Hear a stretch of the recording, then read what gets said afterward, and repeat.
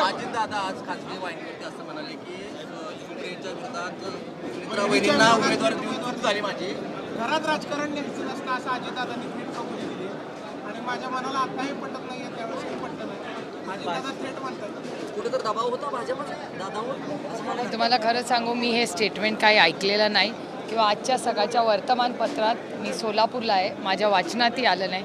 मी एवढंच म्हणेन, रामकृष्ण हरी. आता ज्या पद्धतीने हिंदीमध्ये नका दादा म्हणतात म्हणजे हे राजकारण जे घरापर्यंत पोहोचलं विधानसभेला जुलूस होईल असं वाटतं.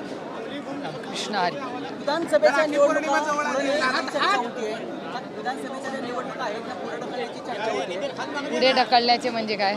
दिवाळीनंतर नाही, कदाचित त्यांना रिझल्ट माहिती आहे असं दिसतंय. त्यांच्या सर्वेने तुमच्याच वाहिनींवर त्यांचा काय सर्वे हा दिसला असेल, त्याच्यामुळे कदाचित त्यांना असं वाटत असेल की थोडा वेळ काढला तर अजून काही आपण करू शकू. पण लोकांनी या राज्यात आता ठरवलं. आता धमक्या देत आहेत की 1500 रुपये आम्ही परत देऊ. अशा अनेक आमदार आता बोलतायत. तुम्ही व्हिडिओ क्लिप पण त्यांच्या ऑडिओ क्लिप पण दाखवतात. काय नेमकं या पाठीमागचं? नाही, हे मी तुम्हाला आधीच सांगत होते, हा इलेक्शनही झुंबला आहे आणि सातत्याने हे सरकार शेतकरी असू दे, महिला असू दे किंवा युवा पिढी असू दे, यांना फसवण्याचं काम. मला खरं सांगा, 15 लाख रुपये आले का? 2 कोटी नोकऱ्या दरवर्षी झाल्या का? शेतकऱ्यांचं इन्कम आम्ही दुप्पट करू झालं का? दुधाला भाव मिळाला का? सोयाबीनला भाव मिळाला का? कांद्याचं निर्यातीचं काय झालं? हे 10 वर्षाचं काम आपण उघड्या डोळ्यांनी सगळं पाहिलं ना. फसवणूकच होती हो. परमेश यांनी एक मुलाखतीमध्ये सांगितलंय की जे अटक करण्याची कट होती ती सिल्वर ओकमध्ये असं म्हणतात. तुम्ही प्रश्न विचारतानाच हसताय. आता तुमच्या प्रश्नातच माझं उत्तर आहे. काही लाडक्या बहीण योजनेच्या प्रचारासाठी फडणवीस संवाद यात्रा काढतायत. दादा दुसरीकडे शेतात जाऊन लाडक्या बहीण योजनेचं महत्त्व सांगतायत. फडणवीस येत आहेत मैदानात. काय एक लाडकी बहीणच्या योजनेवर तुमचं भाष्य काय? माझं भाष्य काही नाही. चांगल्या पद्धतीने एखादी योजना करत असाल तर त्याचं आम्हीही स्वागत करू, जरी विरोधात असले.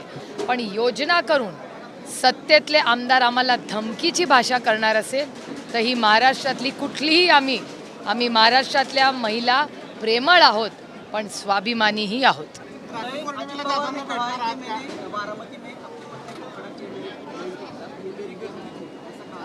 मैंने न टीवी देखा है आज, न मैंने पेपर में आज पढ़ा है, तो मेरे सुनने में नहीं आया.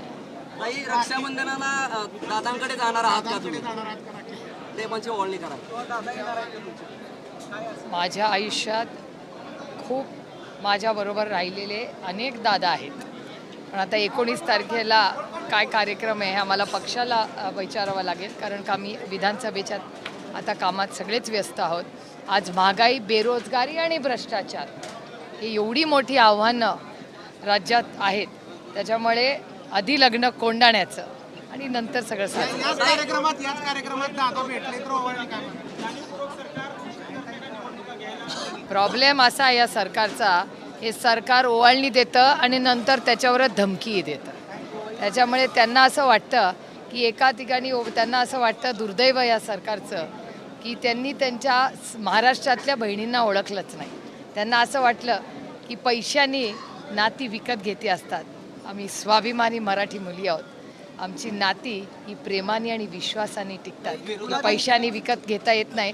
आणि ह्या ज्या धमक्या या आमदार आम्हाला महिलांना देत आहे ना, त्यांना आम्ही घाबरत नाही. काही माड्याचे आमदार बबनराव शिंदे यांचे बंधू रमेश शिंदे यांनी आपली मागच्या महिन्यामध्ये भेट घेतली होती. माझी? दिल्लीमध्ये भेट घेतली होती. माझी? हो, रमेश शिंदे यांनी भेट घेतली होती. तो फोटो देखील प्रसिद्ध झालाय. माझ्या बरोबर? हो, नक्कीच भेट माझ्या बरोबर? हो. अच्छा, विमानात जी तो ग्रुप भेटला होता तो. हा, विमानात अनेक लोक भेटतात. माझं भाग्य की लोक माझ्या बरोबर फोटो काढू इच्छित आहे. माझं भाग्य. विमानातली भेट जरी योगायोग असलं तरी आज शरद पवारांची रमेश शिंदे आणि त्यांचे पुत्र धनराज शिंदे यांनी भेट घेतली. कुठं आमदार बबनराव शिंदेच्या घरातच राजकीय धक्का देण्याचा शरद पवारांचा काय? आम्ही प्रेमाचे लोक आहोत. आम्ही काय धक्का धमक्या आहे आमच्याकडे नाही, हे सगळं तिकडे. तुम्ही पवार साहेब 60 वर्ष राजकारण करतायत, कधी असा शब्द तरी त्यांच्या तोंडातून ऐकलाय का? आम्ही साधी लोक होतो, आम्ही साधी माणसं होतो.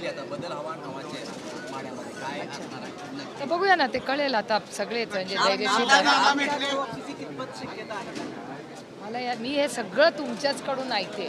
मी आता कांदा, दूध, सोयाबीन आशा वर्करचे पैसे झाले नाहीत, शिक्षण जुनी पेन्शन वागतात, ह्या सगळ्या कामांमध्ये आम्ही सगळे इतके व्यस्त आहोत. आणि मी तुम्हाला म्हटलं तसं आगली लग्न कोंडाण्याचं. रक्षाबंधनाला अजितदादा आपल्याला भेटले. तेवढे हिंदू मंदिरावर बोललेलं नाही, हिंदू मंदिरात सरकारीकरण झालं, हस्तक्षेप सरकारचं झालं, विरोधकांकडनं श्रीकांत शिंदे पण भाषण केलं, विचारलं. लोकशाही आहे, प्रत्येकाला बोलायचा अधिकार आहे, प्रत्येकाने बोलावं त्याच्यावर. लोकसभा निवडणुकीत काही लोक आपली सहकारी बाजूला गेलते, आता विधानसभेला परत यायची त्यांची मानसिकता आहे. अशा लोकांना आपण सोबत घ्यायला करा. हो बघूया, असं काय हे काय माझे वैयक्तिक निर्णय नाही आहेत, हे आमची संघटना आहे आणि ती अतिशय लोकशाही पद्धतीने चालते. तुम्हाला माहिती आहे पवारसाहेबांची सगळ्यात मोठी ताकद काय, लोक आणि ते ऐकून सगळ्यांचं घेतात. त्याच्यामुळे अर्थातच सगळ्यांचा मान अनेक सन्मान आहे. इच्छुकांची